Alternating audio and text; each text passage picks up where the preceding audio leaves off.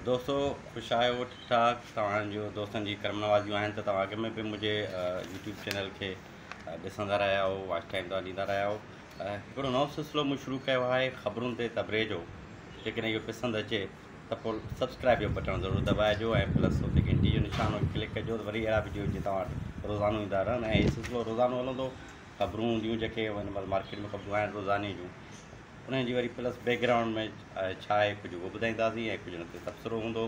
जेके तव्हांखे वणे त प्लीज़ सब्सक्राइब ज़रूरु कजो। ऐं हाणे शुरू था कयूं ख़बरूं। सिंध हुकूमत किरोना जे जेके पाबंदियूं आहिनि उन में नरमी करे छॾी आहे।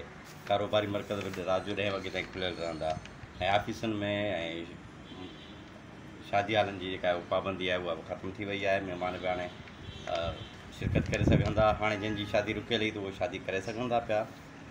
पर दिलचस्प ॻाल्हि इहा आहे त इहा किरोना जेका आहे उहा सियासी जलसनि में न वेंदी आहे। इहो वायरस जेको आहे खुलियल कचहरियुनि में जिते जेके वज़ीर खुलियल कचहरी कनि था पिया उहो सम्झदार आहे, उते बि कोन वेंदी आहे।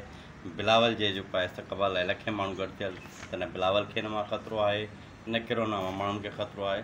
मार्केटुनि में बहरहाल इहो वेंदो आहे, वॾो ख़तरनाक सम्झदार पढ़ियल लिखियल किरोना आहे।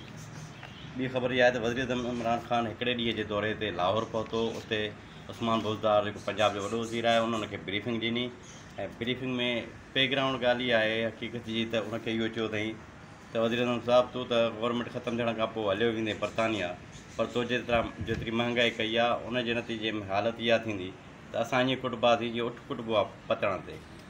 बहरहाल पोइ हाणे कुटबो या छा थींदो अॻिते हली ॾिसबो।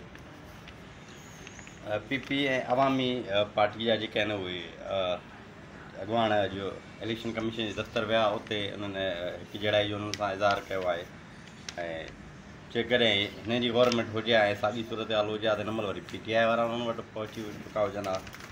अच्छा, ॿी मज़ेदार ख़बर इहा आहे त आसिफ़ ज़रदारी चयो आहे त जमहूरियत जी बका ऐं सलामती जेका आहे उहा ज़रूरी आहे, छो त इहो मुल्क जी तरक़ी लाइ जमहूरियत इंतिहाई ज़रूरी आहे। हीअ गवर्नमेंट सिलेक्टेड आहे, जमहूरियत खे कमज़ोर करे रही आहे। आसिफ़ ज़रदारी सभु ॻाल्हियूं भलियूं, पर हिन सियासतदाननि जो जेको आहे लफ़्ज़ जमहूरियत जाइ ते कटे करप्शन लिखी छॾिजे त पोइ हिन जी सॼी ॻाल्हि सही सम्झ में अची थी वञे त ख़तरो जमहूरियत खे आहे या करप्शन खे आहे।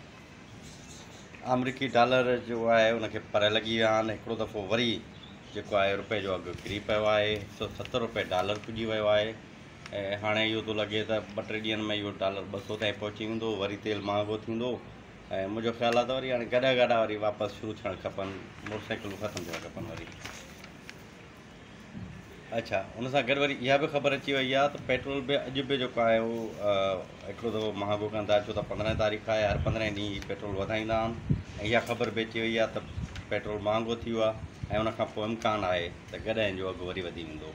हूअं बि कॾहिं त अॼुकल्ह इक़्तिदार में बि आहिनि इलाही गॾ आहिनि, सो गॾहिं जो त हूअं बि अघु वधियल आहे। सिंध हाई कोर्ट जी ख़बर आहे, नेब जेको आहे वञी करे हाई कोर्ट में चई आई आहे त भई क़ाइम अली शाह खे असां गिरफ़्तार न कंदासीं। हिन ते केस त आहिनि, जज जी अञा मंज़ूरी कोन मिली आहे, पर हिनखे गिरफ़्तार न कंदासीं। सो हुन खां पोइ हुनजे ख़िलाफ़ु जेको आहे हिन हवाले सां दाख़िल दरख़्वास्त खारिज थी वई आहे।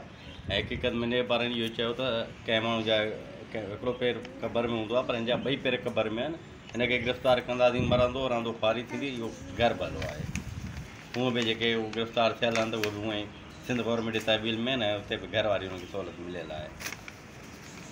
शाहलत यूनिवर्सिटी में उस्तादनि ऐं शागिर्दयाणियुनि जेको आहे अलॻि अलॻि एहतिजाज कया आहिनि। उस्तादनि जो इहो चवणु आहे त यूनिवर्सिटी में जेके आहिनि असांजा मुतालबा मंज़ूर नथा थियनि पिया, रजिस्ट्रार सही माण्हू न आहे, हुनखे हटायो वञे।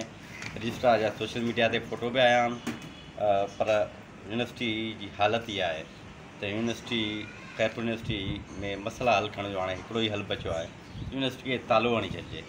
न यूनिवर्सिटी रहंदी न मसइला रहंदा। शागिर्दाणियुनि जो वरी इहो चवणु आहे त पॉइंटूं ख़तमु कयूं वयूं आहिनि।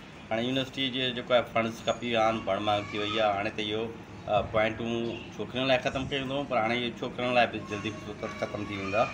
ऐं उते यूनिवर्सिटी जे अंदरि सूरत हाल इहा आहे जो उते यूनिवर्सिटी में पढ़णु वञण खां पोइ जेको आहे उते दाख़िल थियण खां पोइ रहंदो माण्हू अॻिलो नूर बि चट करे मोटी थो अचे पियो।